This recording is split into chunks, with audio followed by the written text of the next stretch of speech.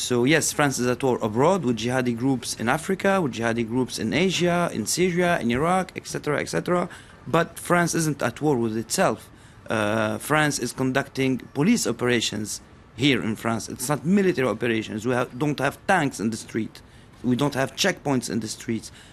We are not in such a situation of civil war, not at all. But we have soldiers in the street. But we have soldiers, yeah. exactly. We have soldiers in the street, but it's more of a communication operation than actual fighting. And as you said before, yes, soldiers and policemen are being targeted all the time because they represent the state. And this is why jihadis are attacking those representatives of the state. As we said, Colonel Beltran was deployed in Iraq in 2005. Those are military operations. But today we cannot say that there's jihadi factions controlling parts of France.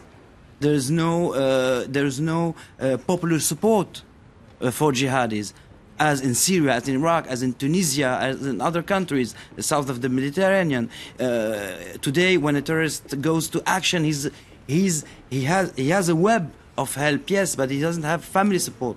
He doesn't have his neighborhood support. There is exceptions, like the family of Mohammed Merah. There is exceptions, but we do not see. We do not see that the Muslim population in France is supporting those jihadis. On the contrary, me working on these issues in French cities, I see that there's jihadis are rejected. There's of course some resentment, some feelings towards the French state. There is some towards policemen, towards all representatives of the state, even firemen.